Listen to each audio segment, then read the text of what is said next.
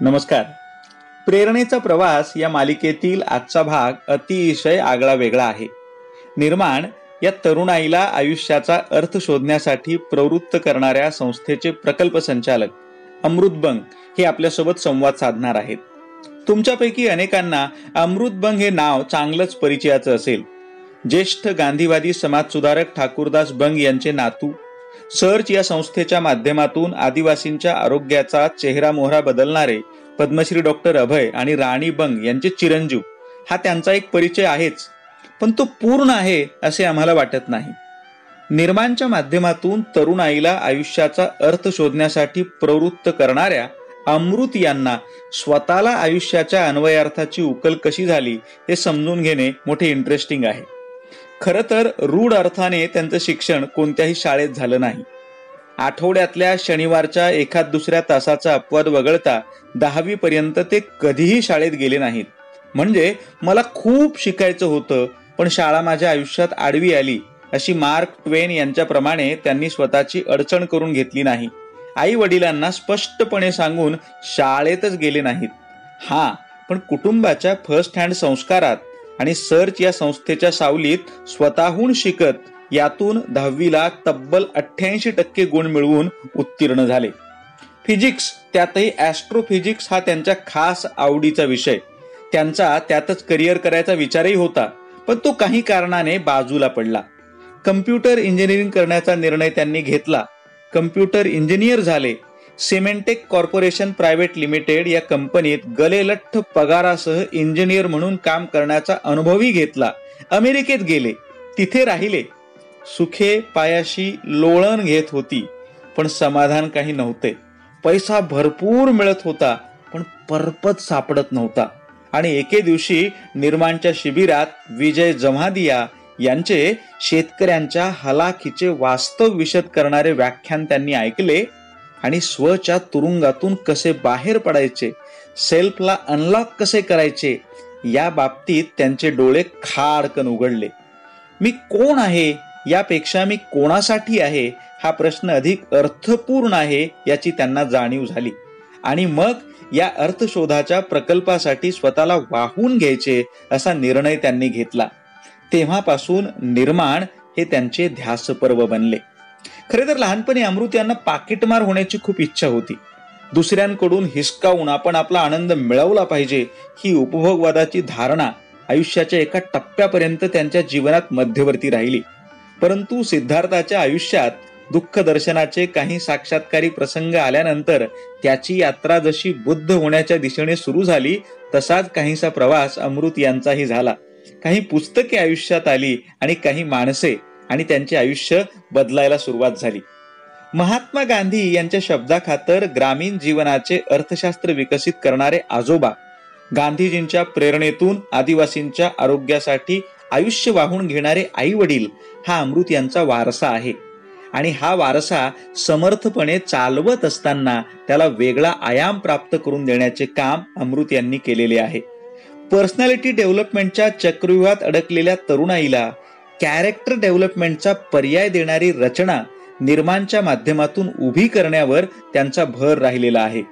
आजोबा, आई वडील आणि अमृत या तिघांवरही गांधी बाबाचे गारूड आहे हे यातून आपणाला स्पष्टपणे लक्षात येते.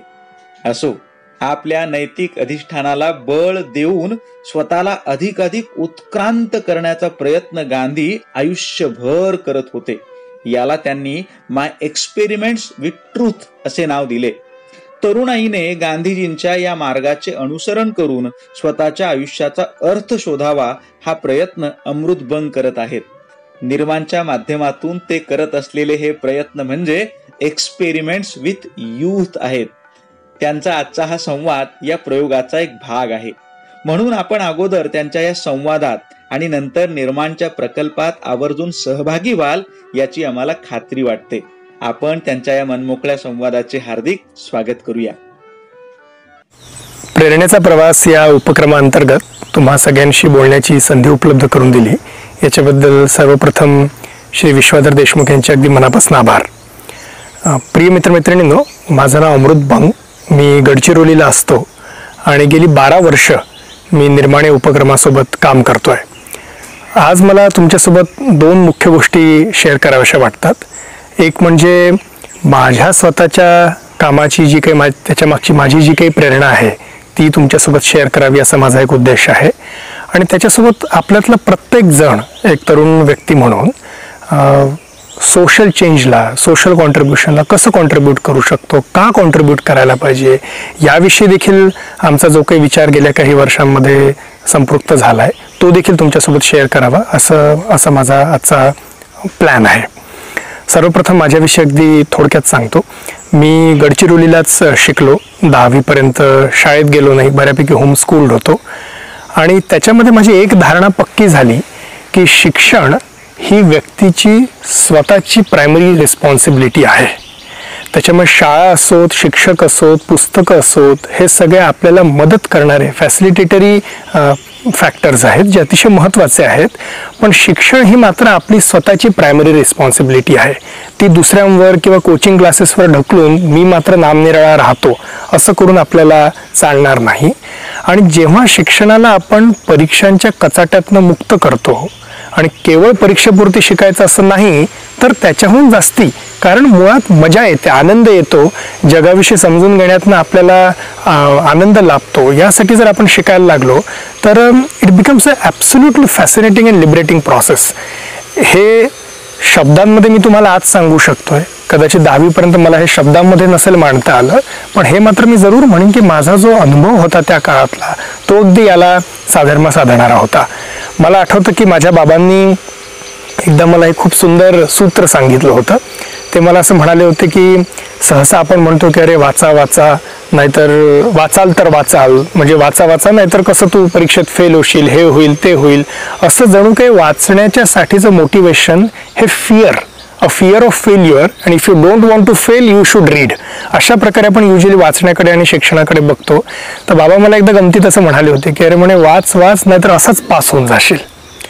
तर that was a beautiful mental shift की परीक्षेपुरतं किंवा परीक्षेच्या टेन्शनसाठी आणि पास होण्यासाठी मला नाही वाचायचं आहे, तर मला वाचायचं आहे कारण वाचन हे इनहेरेंटली आनंददायी आणि स्वतःला प्रगल्भ करणारी प्रक्रिया आहे. इथे मी उल्लेख वाचनाचा जरी केला तरी सेम गोष्ट सगळ्याच शिक्षणाला लागू होते. तर मला असं वाटतं की ती गोष्ट माझ्यासोबत राहिली आहे. आणि म्हणून त्याच्या मी पुढे नंतर इंजिनिअरिंगचं शिक्षण घेतलं भारतात, अमेरिकेमध्ये मॅनेजमेंटचं शिक्षण घेतलं. पण या सगळ्या प्रवासामध्ये आणि फॉर्मल शिक्षणाच्या पलीकडे प्रत्यक्ष जीवनात काम करून करून मी जे काही शिकलो किंवा रोजचं वाचन स्वतःचं करून मी जे काही शिकलो, त्याच्यामध्ये मला असं वाटतं हा जो माइंडसेट शिफ्ट होता हा फार महत्त्वाचा होता.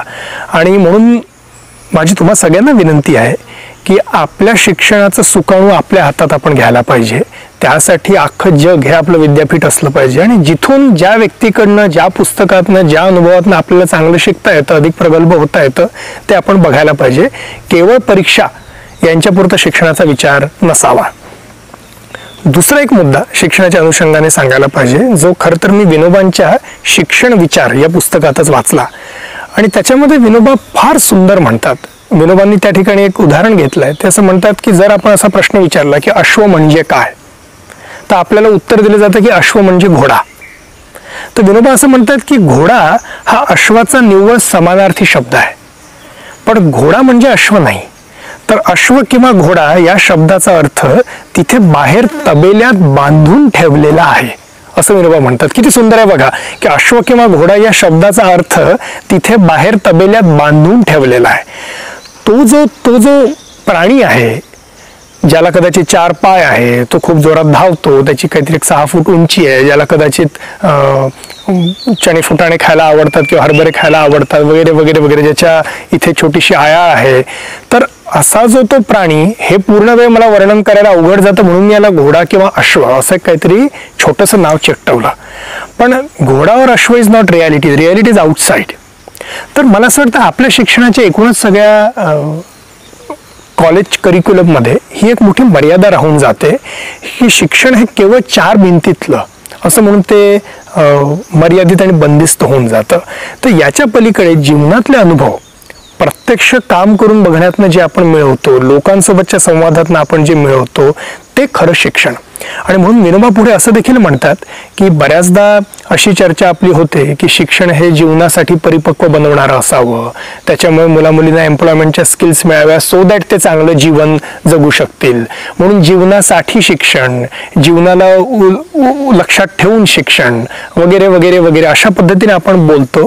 पण विनोबा असं म्हणतात की या सगळ्यांमध्ये शेवटी जीवन आणि शिक्षण या जणू काही दोन भिन्न गोष्टी आहेत आणि शिक्षणाने जीवनासाठी तयार करायला पाहिजे असं एक द्वैत आपण त्याच्यामध्ये कल्पिलं आहे. विनोबा एक स्टेप पुढे जातात, ते म्हणतात की असं द्वैत एक्झिस्ट करत नाही, जीवन हेच शिक्षण. हा मला असं वाटतं कदाचित आजपर्यंत भारताच्या भूमीतनं पैदा झालेला शिक्षणाच्या क्षेत्रातला सगळ्यात रिव्होल्युशनरी विचार असावा, जीवन हेच शिक्षण. आणि एकदा का याची जी प्रोफाउंडनेस आहे ती जर एकदा का आपल्याला कळाली तर त्याच्यामुळे आपल्यावर खूप जबाबदारी पण येते, अर्थातच खूप संधी पण प्राप्त होते. की म्हणजे मला शिक्षणासाठी इकडे जा तिकडे जा, या कोर्सलाच गेलं पाहिजे, इकडेच गेलं पाहिजे, किंवा हे काहीतरी डिग्रीज केली पाहिजे असेच कंपल्शन आपल्यावर राहत नाही. माझं रोजचं जगणं, मी सकाळी उठल्यापासून काय करतो, मी माझ्या कामात काय करतो, मी कुठल्या लोकांसोबत वेळ स्पेंड करतो, मी काय वाचतो, मी काय प्रकारच्या मुद्द्यांवर चिंतन करतो, माझ्या कामाचं आउटपुट मी कसं काढतो, या सगळ्या गोष्टी आणि आपलं शिक्षण हे एकसंध बनून जातं. तर मला असं वाटतं शिक्षणाकडे बघण्याचा फ्रॅगमेंटेड दृष्टिकोन न ठेवता जीवन हेच शिक्षण अशा दृष्टिकोनातून जर आपण काम करू शकलो, वागू शकलो तर आपल्या सगळ्यांसाठी ते अतिशय आनंददायी आणि अतिशय प्रोडक्टिव्ह बनेल. तर हे मी सांगत होतो की माझा जो वैयक्तिक शिक्षण पद्धतीसोबतचा संबंध आला तर 10वी पर्यंत शाळेत न गेल्यामुळे खरं तर स्वतःचं सुकाणू हाती घ्यायचं ही सवय मला लागली आणि त्याच्यातनं ही एक प्रेरणा माझ्या मनामध्ये विकसित होत गेली की माझ्या स्वतःच्या बाबतीत शिक्षण कसं असावं आणि माझ्या संपर्कातले जे इतर जण आहेत त्यांच्यासाठी शिक्षणाच्या कशा प्रकारच्या अपॉर्च्युनिटीज अवेलेबल असाव्या. आता याच थ्रेडला थोडं पुढे घेऊन मी जातो. मी जेव्हा इंजिनिअरिंग कॉलेजला गेलो तेव्हा मला स्वतःच्या बाबतीत देखील काही गोष्टी जाणवल्या आणि मला इतर अनेक तरुण मित्रमैत्रिणी जे वेगवेगळ्या इतर कॉलेजेसमध्ये होते त्यांच्याशी जेव्हा चर्चा व्हायची तेव्हा त्यांच्या बाबतीत एक गोष्ट घडताना दिसली. ती काय? ती अशी की आपल्याकडचं बहुतांश महाविद्यालयीन शिक्षण, बहुतांश, देर आर रेअर एक्सेप्शन्स, पण बहुतांश हे मोठ्या प्रमाणात माहिती देतं, क्वचित प्रसंगी कौशल्य देतं, पण एक गोष्ट ऑलमोस्ट कधीच देत नाही, ती म्हणजे हेतू किंवा पर्पज. मला मिळालेली माहिती किंवा मला मिळालेलं कौशल्य जे काही मिळालं असेल, दुर्दैवाने कमीच मिळतं, पण जे काही मिळालं त्याचा उपयोग मी कोणासाठी करू, कशासाठी करू, याचं उत्तर सहसा आपल्या युज्युअल शिक्षण पद्धतीमध्ये मिळत नाही. आणि जर ते आपण स्वतःहून शोधलं नाही तर मग भाड्याची उत्तरं किंवा जे सध्या समाजामध्ये प्रचलित आहे किंवा ज्याला आता सध्या प्लेसमेंटला किंवा ज्या पॅकेजला किंवा ज्या प्रकारच्या करिअर ट्रॅकला सध्या स्कोप आहे किंवा भाव आहे तेच मी करायचं अशी एक ब्लाइंड मनोवृत्ती बळावताना दिसते. तर हे मला धोकादायक वाटतं आणि आम्हाला असं वाटतं की पर्पज किंवा हेतू मिळणं हे तरुण म्हणून आपल्या जीवनाचं एक अत्यंत महत्त्वाचं उद्दिष्ट पण आहे, अत्यंत महत्त्वाची संधी आणि जबाबदारी पण आहे. आणि म्हणून केवळ माहिती आणि कौशल्याच्या पलीकडे जाऊन हेतू मिळावा म्हणून, पर्पज मिळावा म्हणून तरुण मुलामुलींना कशी मदत करता येईल या उद्देशाने खरं तर आम्ही निर्माण या प्रकल्पाची रचना केली. आता आमची निर्माणची 10वी बॅच सध्या सुरू आहे. आमच्या येणाऱ्या 11व्या बॅचचं सिलेक्शन प्रोसेस सध्या चालू आहे. त्याच्याविषयीचे डिटेल्स तुम्हाला आमच्या वेबसाईटवर मिळून जातील, nirman.mkcell.org वर. पण महत्त्वाचा मुद्दा काय की जेव्हा तरुण मुलं मुली आपला पर्पज शोधतात तेव्हा त्याच्यामुळे जो नेमकेपणा येतो, हे सगळं शेवटी कशासाठी याचं उत्तर मिळायला मदत होते आणि त्याच्यामुळे अर्थातच आपल्या जीवनाचं सुकाणूही असं भरकटत नाही आणि सगळ्या कामाला, सगळ्या तयारीला एक काहीतरी धार येते, स्पष्टता येते. सायकॉलॉजीमध्ये जो अभ्यास झालेला आहे, सायकॉलॉजीच्या लिटरेचरचा जर आपण अभ्यास केला तर असं दिसतं की तरुण वयामध्ये पर्पज सापडणं is one of the best predictors of long term wellbeing. म्हणजे 45व्या किंवा 50व्या वर्षी तुम्ही उत्तम स्थितीमध्ये असाल का याचं जर मला 20 वर्ष आधी तुमच्या तरुणपणामधला एखादा इंडिकेटर बघायचं असेल की what predicts that long term wellbeing, तर one of the strongest predictor is तरुण वयामध्ये मला किंवा तुम्हाला काही वर्थफुल पर्पज सापडला आहे का. तर असा पर्पज जास्तीत जास्त तरुण तरुणींना मिळावा म्हणून खरं तर आम्ही निर्माणच्या उपक्रमाची रचना केली. आता माझ्या वैयक्तिक बाबतीत बोलायचं झालं तर मी माझं कम्प्युटर इंजिनिअरिंगचं शिक्षण झाल्यानंतर सिमॅन्टेक नावाच्या एका कंपनीमध्ये काही काळ काम केलं. मजेशीर जॉब होता, भरपूर सॅलरी होती, बाकी सगळं जे काही अतिशय मोठ्या सॉफ्टवेअर कंपनीमध्ये जे काही एक असं अतिशय काय म्हणूया आपण लाडावणारं वातावरण असतं तशा प्रकारचं सगळं होतं. पण मला मात्र माझ्या मनामध्ये काही प्रश्न उपस्थित झाले की हे सगळं मी का करतोय, याचा उपयोग नेमका कोणाला आहे, मला असंच करण्यात माझ्या पुढच्या आयुष्याचे 40-50 वर्ष स्पेंड करायचे आहेत का, की मी कोणाचा तरी काही लागतो आणि do I have a responsibility to give back to the people that I belong to.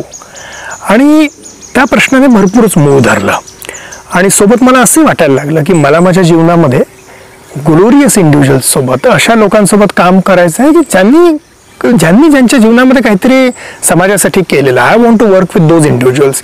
मला याच्यासाठी काम करायचं आहे की त्याच्यावर मला स्वतःला इंटेलेक्च्युअल सॅटिस्फॅक्शन, इमोशनल सॅटिस्फॅक्शन मिळावं, इत्यादी अनेक कारणं होती ज्याच्यामुळे शेवटी मी ठरवलं की तो सिमॅन्टेकचा जॉब सोडायचा आणि पूर्ण वेळ निर्माणचं काम सुरू करायचं. आणि ते गेले 12 वर्ष मी करतो आहे. त्याच्या मागचा माझा जो पर्सनल विचार होता तो मी तुमच्याशी आता शेअर केला. पण तो पर्सनल विचार माझ्या बाबतीत काहीतरी एक झाला, तुमच्या बाबतीत काहीतरी वेगळा होईल, अजून कोणाच्या बाबतीत काहीतरी वेगळा होईल, ते ठीकच आहे. प्रत्येकाने ती आपली पर्सनल जर्नी स्वतः करायला पाहिजे. पण गेल्या काही दिवसांमध्ये माझं अजून एक चिंतन सुरू आहे जे देखील मला आज तुमच्यासोबत शेअर करायचं आहे. ते म्हणजे आपण आपल्या दैनंदिन जीवनामध्ये कुठेही काम करत असू, समाजासाठी आपण काही करायला पाहिजे का? सहसा समाजासाठी काहीतरी करणं ही सहसा आपण असं मानतो की सामाजिक संस्थांची, सोशल ॲक्टिव्हिस्ट लोकांची जबाबदारी आहे. पण तसं जर असेल तर त्या सोशल सेक्टरची, त्या सामाजिक क्षेत्राची अख्ख्या व्यवस्थेमध्ये मुळात गरज का उद्भवली, याचा विचार जोपर्यंत आपण करणार नाही तोपर्यंत सामाजिक क्षेत्राकडे बघण्याची एक मॅच्युअर्ड दृष्टी पण विकसित होणार नाही आणि मी स्वतः काय करायला पाहिजे हे देखील आपल्याला स्पष्ट होणार नाही. म्हणून त्या बाबतीतलं काही चिंतन मला तुमच्यासोबत शेअर करायचं आहे. तुम्हाला कदाचित हे माहितीच असेल की आपल्या समाजामध्ये ब्रॉडली 3 वेगवेगळे सेक्टर्स काम करतात. एक म्हणजे अर्थातच गव्हर्नमेंट सेक्टर, शासकीय क्षेत्र, प्रायव्हेट सेक्टर आणि तिसरं म्हणजे हे सोशल सेक्टर. आपण जर मनुष्य प्राण्याचा इतिहास बघितला तर याच्यातलं सेक्टर म्हणून एका फॉर्मल पद्धतीने याला रेकॉग्नाइज करणं हे तर आपण काहीशे वर्षांपूर्वी सुरू केलं. पण जर आपण मनुष्य प्राण्याचा इतिहास ट्रेस केला तर तुम्हाला काय वाटतं, सगळ्यात पहिले आज आपण त्या प्रकारच्या व्यवहारांना ज्या कुठच्या सेक्टरमध्ये टाकू, सगळ्यात पहिले कुठचं सेक्टर अस्तित्वात आलं असेल? मला स्वतःला असं वाटतं की सगळ्यात पहिले सोशल सेक्टर अस्तित्वात आलं असेल, त्याच्यानंतर कदाचित प्रायव्हेट सेक्टर आलं असेल आणि त्याच्यानंतर गव्हर्नमेंट सेक्टर आलं असेल. तुम्ही विचार करून बघा, तो आफ्रिकेतला जो व्यक्ती असेल, आफ्रिकेतला जो माणूस असेल जो तिथे सव्हानावर फिरतो किंवा जो तिथल्या गुहांमध्ये राहतो, there was no government at that time. The government the way we recognise it today, की ज्याच्यामध्ये काही इलेक्टेड रिप्रेझेंटेटिव्ह आहे, निवडणूक होते, ते पार्लमेंटमध्ये काहीतरी नीती बनवतात, देर इज अ ब्युरोक्रेसी जे ती सगळं अंमलबजावणी करते. अशा प्रकारचं गव्हर्नमेंट हा अतिशय रिसेंट फेनॉमिनन आहे एकूण मनुष्य प्राण्याच्या इतिहासामध्ये.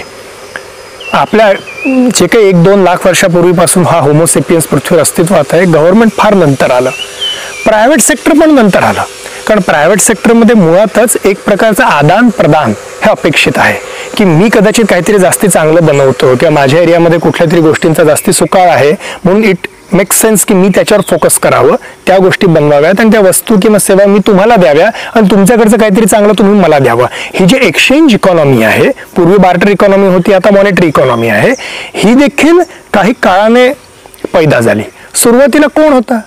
तर सुरुवातीला फक्त तो काही व्यक्तींचा असा समूह होता जो समूह म्हणून राहायचा आणि त्या समूहाने टिकून राहावं म्हणून त्यांनी एकमेकांच्या बाबतीतले काही नॉर्म्स विकसित केले. समूहामधला एखादा व्यक्ती जर सध्या वीक झालेला आहे किंवा त्याला काहीतरी काम करताना आजार झाला किंवा त्याला जखम झाली, अशा व्यक्तीची काळजी समूहाने घ्यावी की नाही घ्यावी? समूहातला एखादा व्यक्ती हा कायम डिपेंडंट असावा की तो एक इंडिपेंडंट कॉन्ट्रीब्युटिंग नागरिक बनावा म्हणून समूहाने प्रयत्न करावा?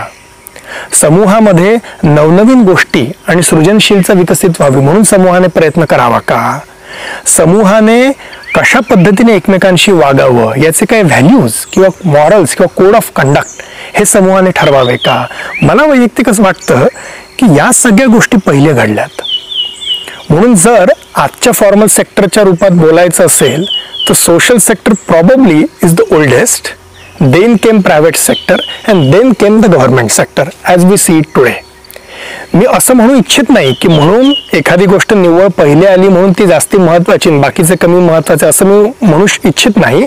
पण याच्या मागचा इतिहास काय तो समजून घेतला तर आपल्याला एक दृष्टिकोन प्राप्त होतो. म्हणून खरं तर मी हे विवेचन केलं. आता हे झालं इतिहासाविषयी. आता आपण सध्याच्या परिस्थितीकडे बघूया. तर प्रसिद्ध अमेरिकन मॅनेजमेंट फिलॉसॉफर जे होते पीटर ड्रकर, 20व्या शतकातले one of the greatest management philosophers त्यांना म्हटलं जातं. त्यांचं एक अतिशय सुंदर पुस्तक आहे managing the non profit organisation. त्याच्यामध्ये त्यांनी इतकं सुंदर म्हटलं आहे, ते असं म्हणतात की गव्हर्नमेंट सेक्टरचं प्रमुख काम काय आहे तर समाजासाठी आणि समाजातले वेगवेगळे व्यवसाय वेगवेगळ्या लोकांनी नीट राहावं यासाठीची नीती, कायदे कानून किंवा लॉज बनवणं हे गव्हर्नमेंटचं मुख्य काम आहे. आपल्याकडे दुर्दैवाने प्रत्येक गोष्टीत गव्हर्नमेंटने शिरावं अशा प्रकारची एक टेंडन्सी दिसते. खरं तर हा एक प्रश्न विचारता येईल की गव्हर्नमेंटने एअरलाईन कंपनी चालवायचं कामच काय आहे? ते म्हटलं तर खरं तर प्रायव्हेट सेक्टरचं काम आहे. पण गव्हर्नमेंटचं मुख्य काम आहे कदाचित नीती, कायदे कानून, लॉज अँड पॉलिसीज एनॅक्ट करणे, त्याची अंमलबजावणी करणे हे गव्हर्नमेंटचं मुख्य काम. प्रायव्हेट सेक्टरचं मुख्य काम काय तर वेगवेगळ्या आवश्यक अशा गुड्स अँड सर्व्हिसेस, वस्तू आणि सेवा उत्पादित करणे आणि वितरित करणे हे प्रायव्हेट सेक्टरचं मुख्य काम आहे. मग सोशल सेक्टरचं मुख्य काम काय आहे तर पीटर ड्रकर म्हणतात की चेंज्ड ह्युमन बिईंग. ह्युमन बिईंग्सची ग्रोथ होते की नाही आणि व्यक्ती आंतरिकदृष्ट्या बदलतो की नाही तो बदलावा म्हणून प्रयत्न करणं हे सोशल सेक्टरचं सगळ्यात महत्त्वाचं काम आहे असं पीटर ड्रकर सांगतात. आता हे तीन जर आपण आपल्या पुढे नजरेसमोर ठेवले तर आपल्याला लक्षात येतं की आज आपण जेव्हा आपल्या आजूबाजूला बघतो तेव्हा खूप सरमिसळ आणि गल्लत झालेली दिसते. एक सेक्टर दुसऱ्याचंच काम करतोय, दुसरा तिसऱ्याचं काम करतोय, मी जे करतोय ते माझ्या सेक्टरला अनुरूप आहे की नाही याच्याविषयी कन्सेप्च्युअल क्लॅरिटी नसल्यामुळे बऱ्याचदा लोक सारखे इकडून तिकडे तिकडून तिकडे जात आहेत. आता तुम्ही असं म्हणाल की प्रायव्हेट सेक्टरने वस्तू आणि सेवा पुरवणं हे जर त्यांचं काम आहे तर मग त्यांचं काम आणि समजा सोशल सेक्टरमध्ये आपण एखादी सेवा पुरवतोय तर यांच्या कामामध्ये फरक काय असं तुम्ही प्रश्न विचारू शकता. तर मुद्दा असा की प्रायव्हेट सेक्टरमध्ये जेव्हा एखादी सेवा किंवा एखादी वस्तू पुरवली जाते, उदाहरण घ्या आपण किराणा मालाच्या दुकानात गेलो, तांदूळ विकत घेतला, तर मी तो तांदूळ विकत घेतला, तो माझ्या अपेक्षेनुरूप निघाला आणि त्याचे पैसे मी किराणा दुकानदाराला दिले की आमचा व्यवहार तिथे संपला. प्रायव्हेट सेक्टरच्या दृष्टीने this is the end of it.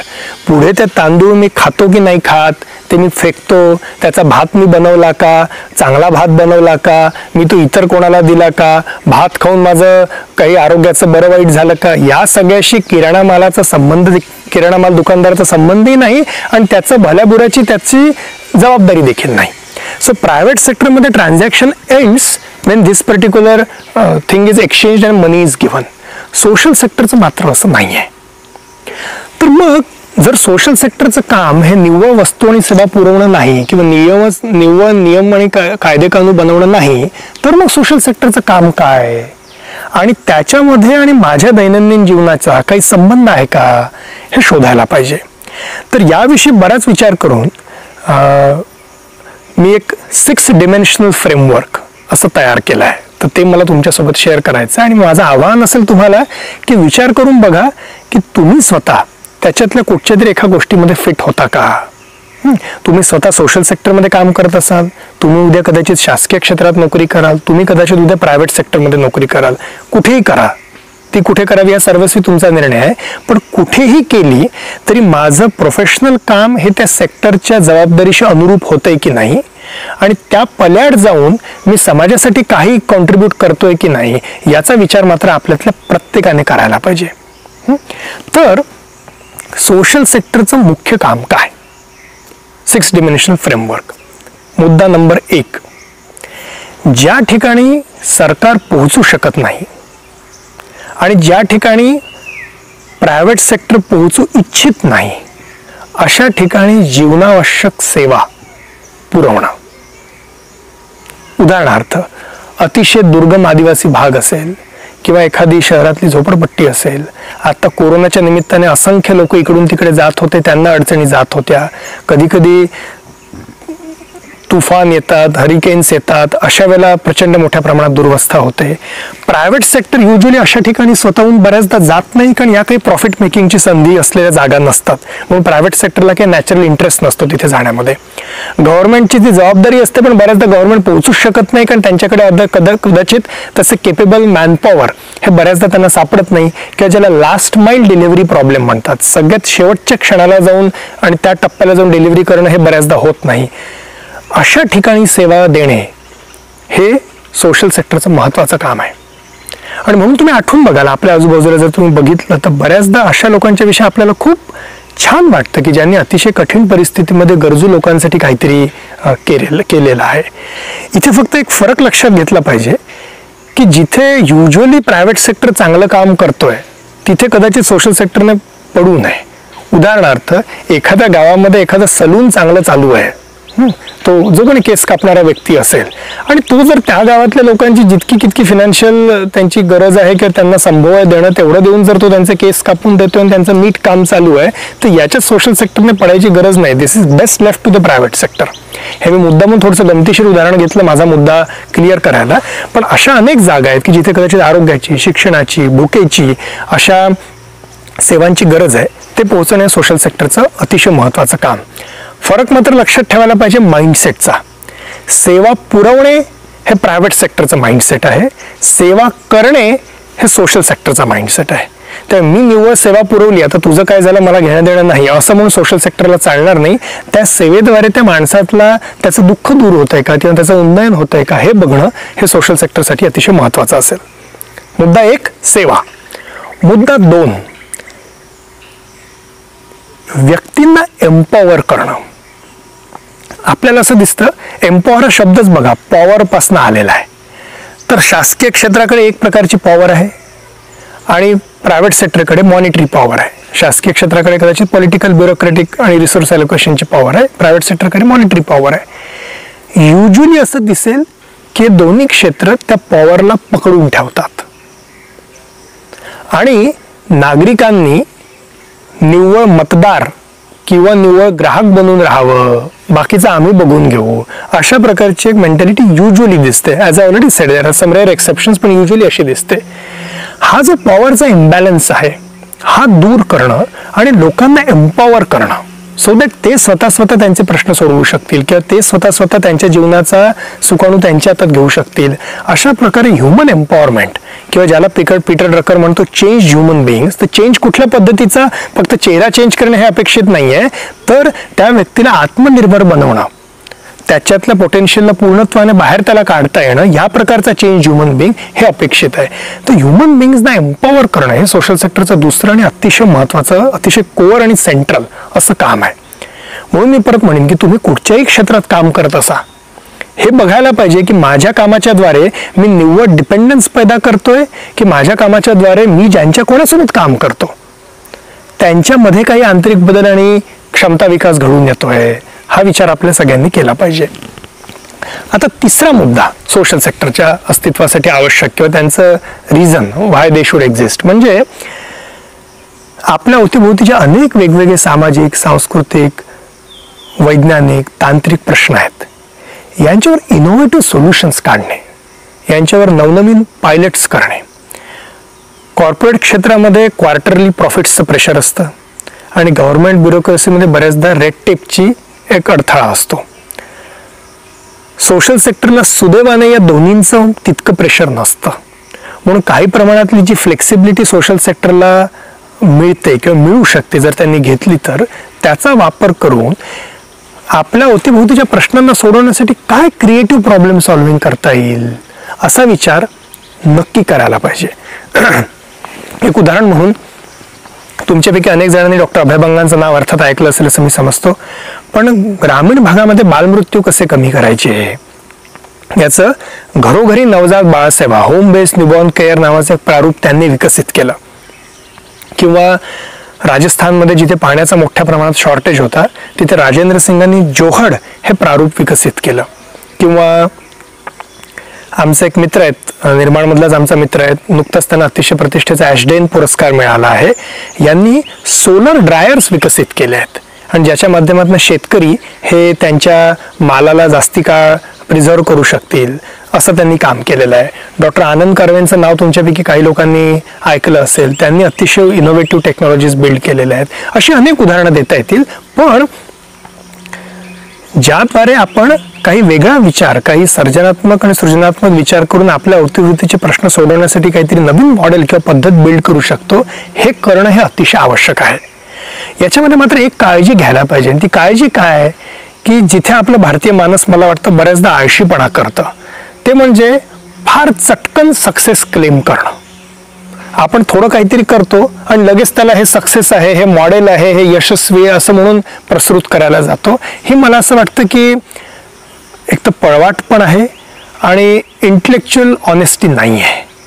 म्हणून जर आपण इतरांना काही रेकमेंड करणार असू हे मॉडेल आहे असं म्हणायला, किंवा आपण असं म्हणणार असू की हे बघा हे मी एक इनोव्हेटिव्ह सोल्युशन काढलेलं आहे, this works, to you have to really show that this works. आणि मग त्यासाठी आवश्यक तसे वेगवेगळे प्रश्न स्वतःला विचारणे, वेगवेगळ्या कसोट्यांना आपलं जे काही मॉडेल असेल, आपलं जे काही इन्व्हेन्शन असेल ते त्या वेगवेगळ्या कसोट्यांवर घासून बघणे हे आपण नक्कीच करायला पाहिजे. पण हे अशा प्रकारचे इनोव्हेटिव्ह सोल्युशन्स काढणे हे सोशल सेक्टरचं तिसरं महत्त्वाचं काम. चौथं काम ज्याला म्हणतात व्हिसल ब्लोअर. समाजामध्ये जेव्हा जेव्हा जिथे जिथे अन्याय घडतो, तो कधी पर्यावरणावर घडत असेल, कधी व्यक्तींवर घडत असेल, कधी प्राण्यांवर घडत असेल, पण अशा अन्यायाला वाचा फोडणे आणि जागल्या म्हणून काम करणे ही सोशल सेक्टरची अतिशय महत्त्वाची भूमिका आहे. कारण जसं मी म्हणालो की गव्हर्नमेंटचे किंवा प्रायव्हेट सेक्टरचे कधी कधी काही हितसंबंध आड येतात आणि त्याच्यामध्ये कधी कधी क्वचित प्रसंगी असं होऊ शकतं की कुठे भ्रष्टाचार होतोय, कुठे एखादा ज्या प्रकारचं एन्व्हायरमेंटल क्लिअरन्स फॉलो करायला पाहिजे ते होत नाही आहे, कुठे एखादं पूरग्रस्त लोकांना रिलोकेट करणार आणि त्याच्या बदल्यात त्यांना या प्रकारच्या सवलती आम्ही देऊ किंवा सोयीसुविधा देऊ असं ॲग्रीमेंट केलं पण ते ॲग्रीमेंट फॉलो होत नाही आहे. अनेक वेगवेगळ्या प्रकारच्या अडचणी येऊ शकतात. याच्या विरुद्ध व्हिसल ब्लोअर म्हणून काम करणे हे अतिशय महत्त्वाचं काम आहे जे सोशल सेक्टरने करायला पाहिजे. पाचवा मुद्दा, आपल्या समाजामध्ये सुदैवाने अनेक लोकांना असं वाटतं की मी काहीतरी करायला पाहिजे इतरांसाठी. ही खरं तर अतिशय आशादायक गोष्ट आहे. आणि ते इतर कोण, त्यांच्यासाठी मी करणार म्हणजे नेमकं काय करणार, पैसे देणार, वेळ देणार, जेवण देणार, कपडे देणार, अजून काहीतरी देणार, अख्खं जीवन देणार, हे व्हेरिएशन्स होऊ शकतात. पण इतरांसाठी मी काहीतरी करावं असं समाजातल्या बऱ्याच प्रमाणातल्या लोकांना वाटत असतं. पण युजली याला काही एखादा स्ट्रक्चर्ड प्लॅटफॉर्म किंवा एखादा चॅनल ऑफ एक्सप्रेशन हे युजली मिळत नाही. आणि ते जर फार कठीण असेल, इतरांना मदत करणं हे अतिशय कठीण बनून गेलं तर इतरांना मदत करणं हे कमी होणार आहे.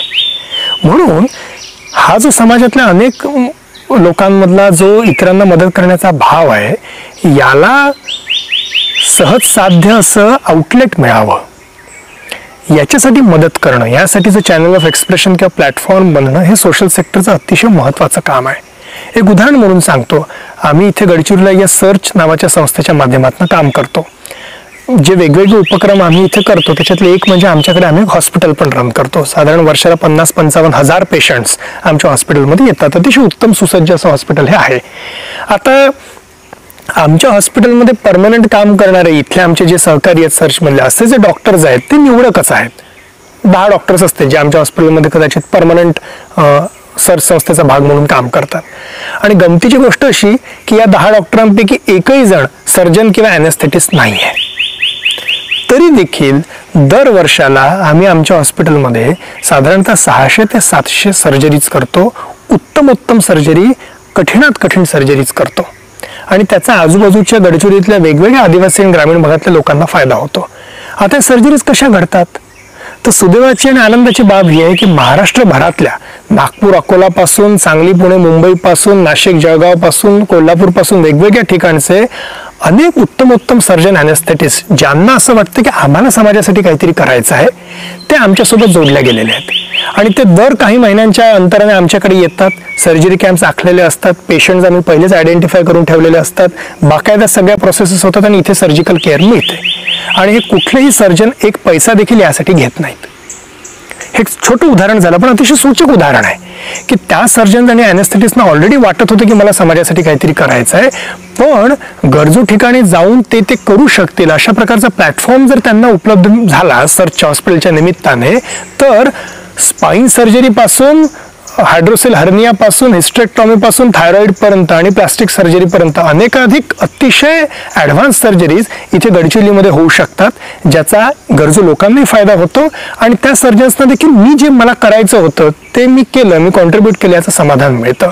अशा प्रकारचा ब्रिज म्हणून काम करणं वेगवेगळ्या बाबतीत हे देखील सोशल सेक्टरचं महत्वाची जबाबदारी आहे. आणि शेवटचा मुद्दा हा मूल्यात्मक आहे. शेवटी सामाजिक क्षेत्रामध्ये आपण कितीही कृती केल्या तरी त्या कृतीचा आवाका हा काही ना काही प्रमाणात मर्यादित राहणार आहे.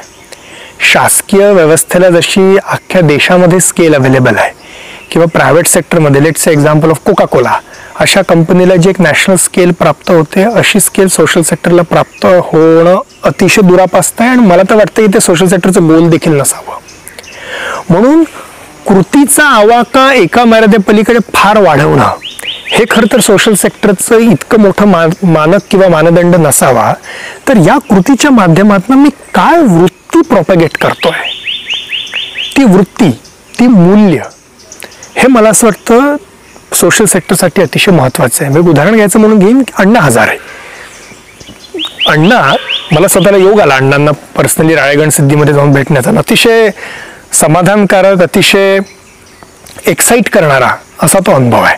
त्यावेळेला अण्णांचं वय मला वाटतं 65-68 वर्ष काहीतरी होतं, पण इतका उत्साह आहे त्यांच्यामध्ये आणि आपण डोळ्यांनी बघू शकतो की त्या राळेगण सिद्धीमधल्या त्या यादव बाबा मंदिरामधल्या एका छोट्याशा खोलीमध्ये अण्णा राहतात आणि there is absolutely nothing material that he carries with हिम.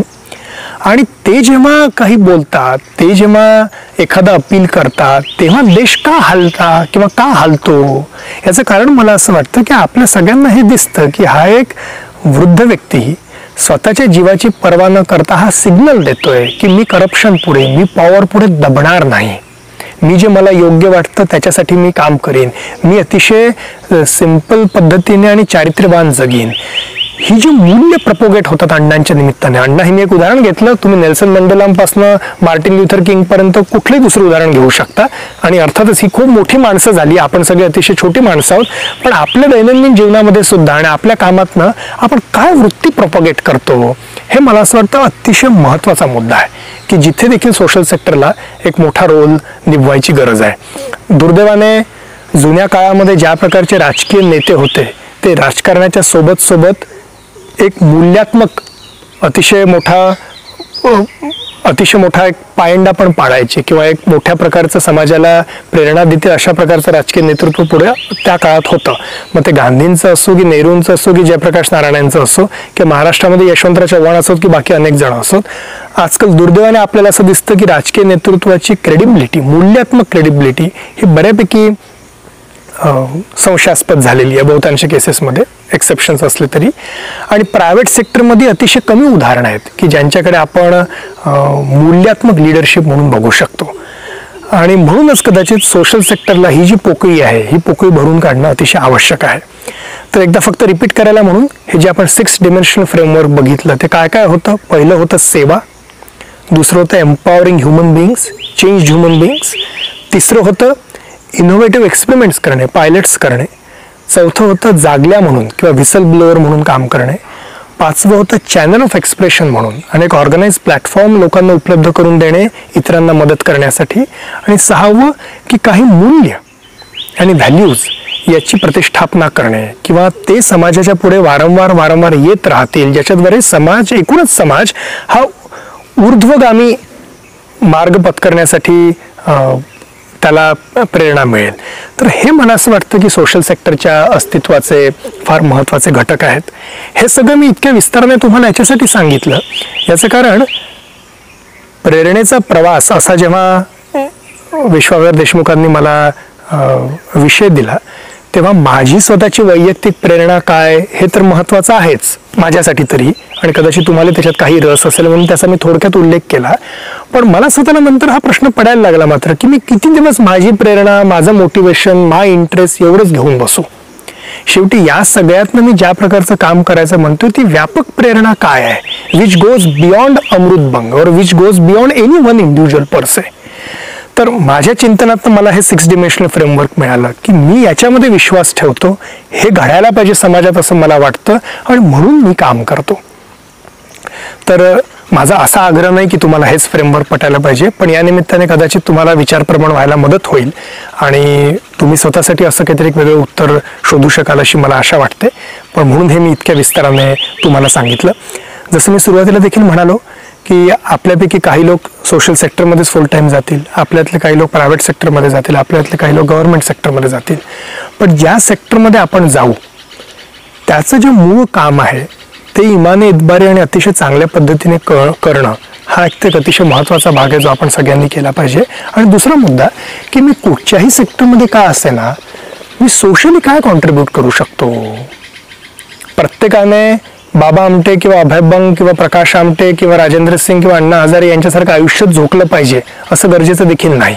काही लोक तसे झोकतील, तसे लागतील, पण काही लोकांनी तसं नाही केलं, आपलं डेली रुटीन सांभाळून देखील कॉन्ट्रीब्यूट केलं तरी चालेल.